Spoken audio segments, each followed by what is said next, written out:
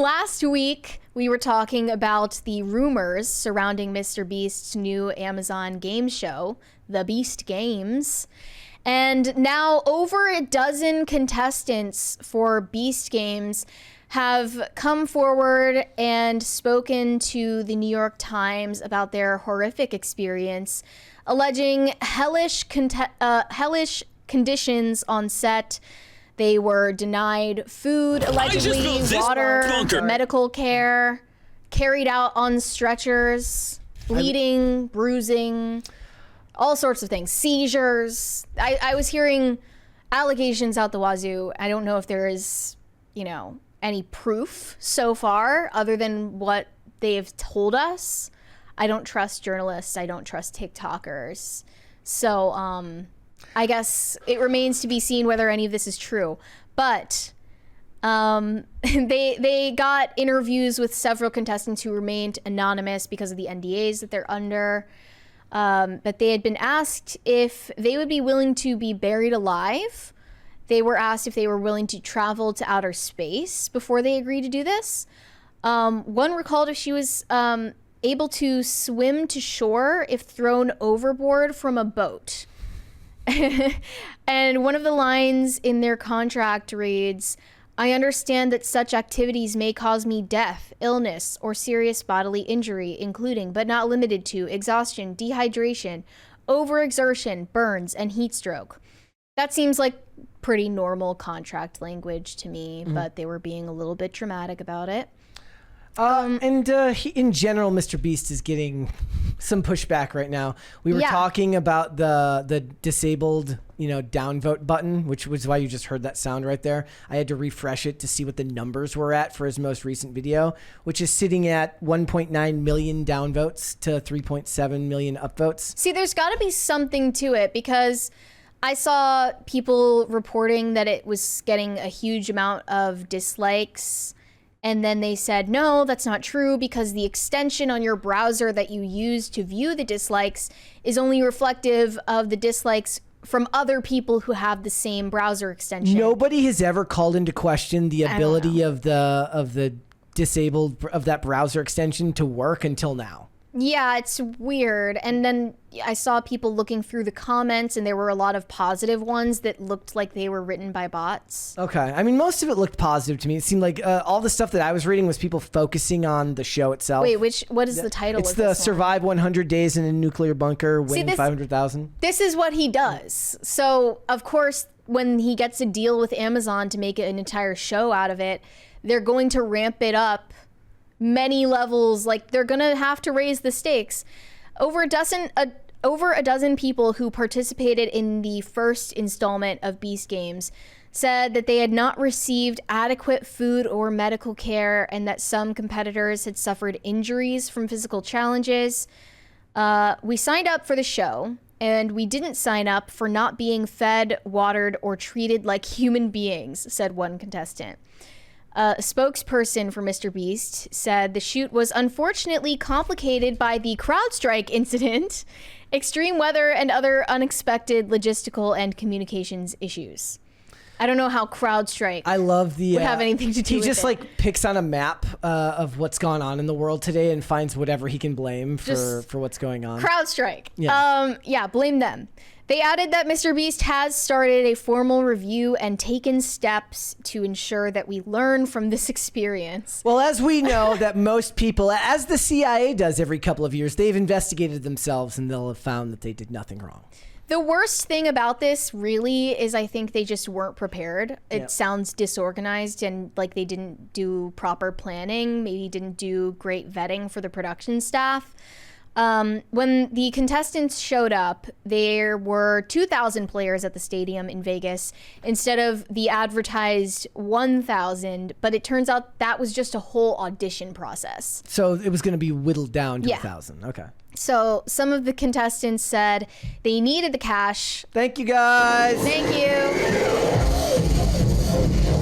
Some of the contestants said they needed the cash to pay for things like student loans and medical debt. Again, there it is, more millennials. Yeah, feeling bad for themselves. After learning that they would be competing against twice as many people, some said they felt they had been misled about their odds of winning. I mean, maybe you're just full of hubris and thought that you were gonna. It's so funny how there's one of the dollar bills is just directly in our line of sight. Yep. Several contestants also said they had not been warned about how little they would be given to eat and how infrequently. They described going long stretches without being fed by production.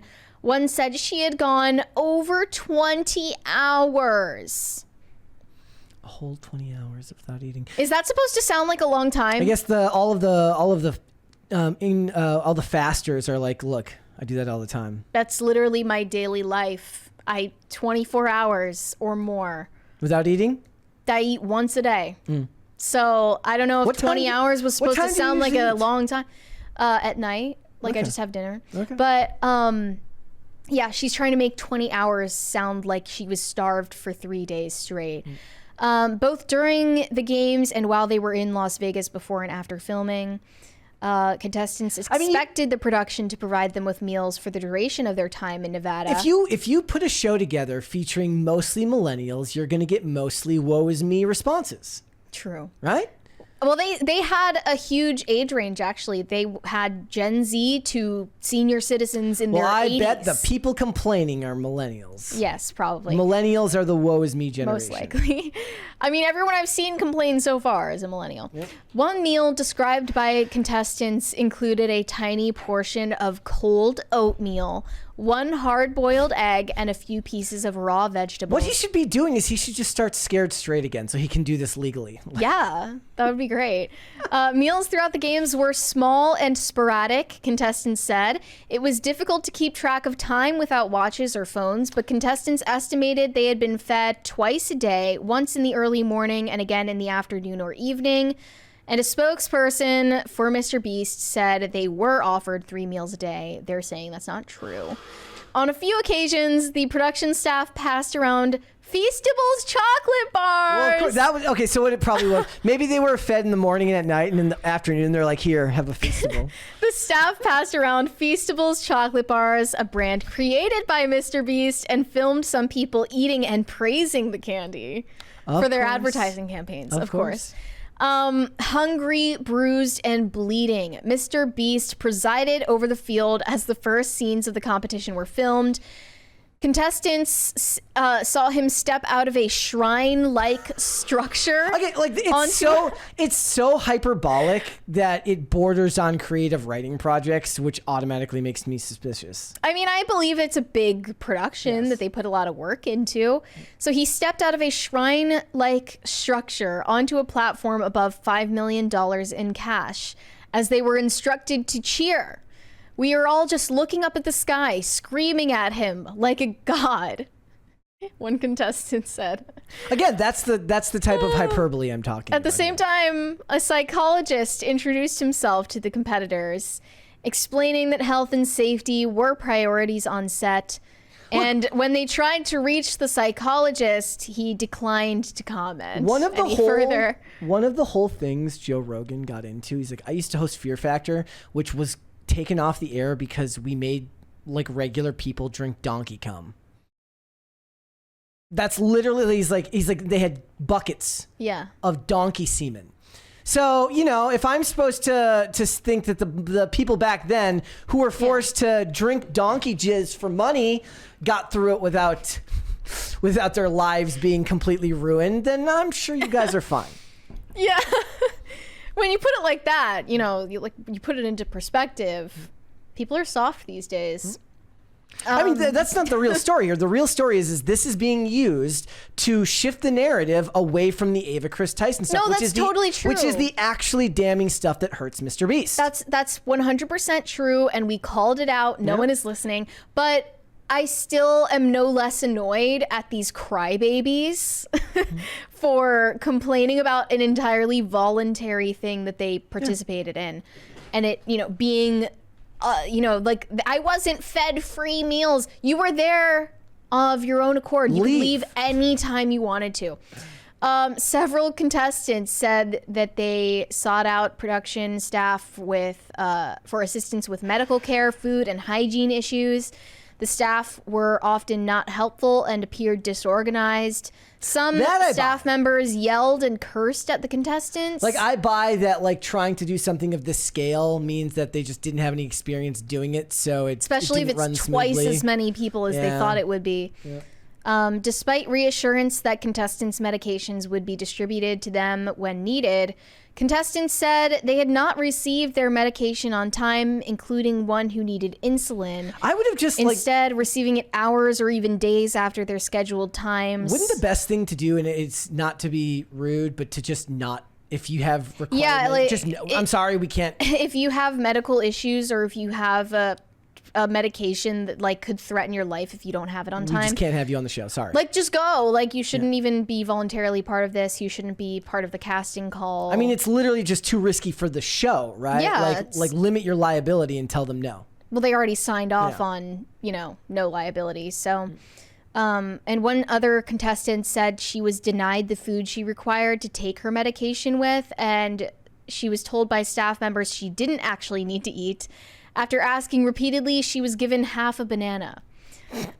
I like the idea that they just cut it in front of her and give her half. This is the really weird part. You were supposed to give production staff your underwear. What? Like your clean underwear. You're supposed to give them your clean underwear so they could distribute it to you on a daily basis. Like bring it from home, like a bunch of them, in a Ziploc bag.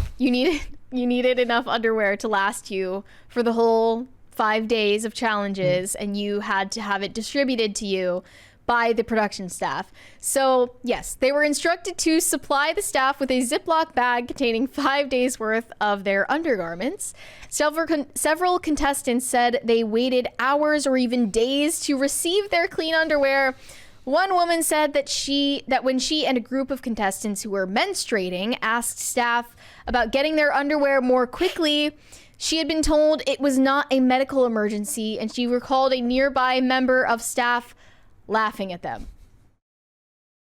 That's pretty bad. That's pretty bad. Yeah. More of people complaining about gender discrimination because all of the guys teamed up with each other because they perform better at the physical challenges. Yep. That's lame. But yeah, it just, when you read this part, this is where it deflates your entire argument. Okay. While contestants were free to leave the competition at any time, many stayed despite the conditions, hoping to win $5 million. Yeah, exactly. That's the point. There you go. Yeah. That's just embarrassing for you. It's like, you offered me too good of a prize that I had to voluntarily harm myself. Right? Like, I risked death for $5 million of Mr. Beast's money. Just, if you really were going through a medical emergency, if you really were miserable, and according to one woman, considering sewer slide over this, you were free to leave. I do not feel bad for these people. I mean, it's like when we talk about bullying on the internet. Just close the computer. This man specializes in physically and psychologically torturing people for entertainment value. You knew exactly what you were getting into. If you didn't have what it takes, you shouldn't have showed up in the first place, or you should have left the minute you found out that you didn't have what it takes. But, they made it through this process. There are still 1,000 remaining contestants who are scheduled to resume filming this month in Canada, actually. And they actually found screenshots from a group chat provided to the New York Times. Some of those remaining contestants appear unbothered by their experience. They had signed a contract that they were willing to die for this. Well, $5 million is a lot of money that the government's going to take more than half of. They're just hoping to pay off their student loans. That's all by the time the government's taken their half, that's about all they will be able to pay off is their student loans. And if you can't pay off your student loans after this, you'll have a great story to tell. So it's just, I just feel like in previous generations, this would never, maybe this is true though, right? Maybe there's all sorts of, there was like a documentary about, like American Gladiators, about how crazy it was to work on that show back in the day. Mm-hmm. Maybe this is just this generation's version of that. This generation can't handle being challenged in any way, shape, or form. Apparently. Even for $5 million. Even for $5 million. Like, would you have expected this to be a positive experience? And like, again, would you have expected this to be easy? That like what is it when they say like I thought my chances of winning were higher. I thought I was told that I was going to have a better chance of winning. What does that even mean? You should always assume that winning $5 million isn't going to be easy.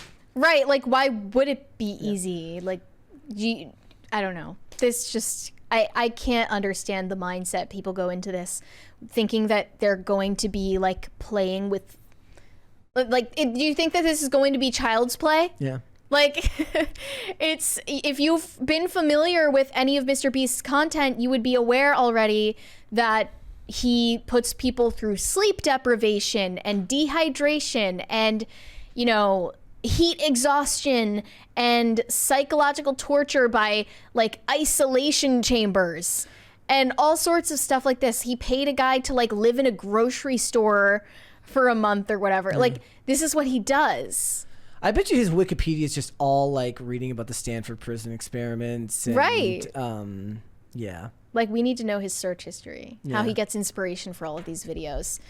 But yeah, this is just, I'm sorry. I thought that there was going to be proof at some point. I'm still not seeing it. If I had to take a guess, it's, you know, probably incompetence. Even if all of it's true, you are free to leave at any time. Yes. And all of this is just one large distraction to get your attention away from the one that is actually damning for his company, which is the behavior of Ava Chris Tyson and all of the things involving that Discord and all of the information that came out about that. But this is... And if you haven't learned about that yet, you should definitely go pursue that information. But Mr. Beast running a poorly run competition will not end anyone's career. Absolutely not. I think we've actually been getting several comments from somebody who claims that they were one of the contestants who left.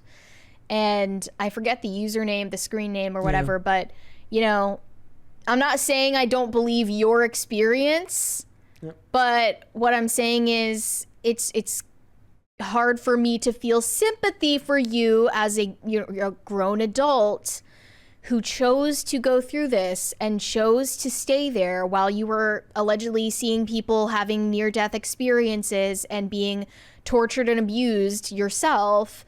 I don't really feel sympathy for you if you were choosing to stay in that situation, you know? And again, I don't think even if the story breaks and there's some big expose on it, I don't think it stops him a bit. No. It doesn't slow his career at all. No, in fact, it only helps people. It only draws more attention to the show. It brings allure to what he's making. Then the average person who doesn't really care if a bunch of people had a bad experience on the show go, oh, wow, that sounds crazy. I better tune in. Like that stupid piece that was written about like people who felt like they were abused or tortured on the set of Love is Blind on Netflix. Yeah.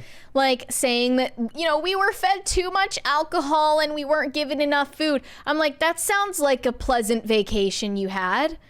That you could have left at any point during the process, that you were literally getting plied with free alcohol and a free hotel room for as long as you wanted to goof off on camera and go on dates through a screen. And then why are we supposed to feel bad for you? Thanks for watching. Listen to full episodes of Pop Culture Crisis on Spotify. Keep up with us on social media and make sure you subscribe and ring that bell so you never miss the show. Bye, guys.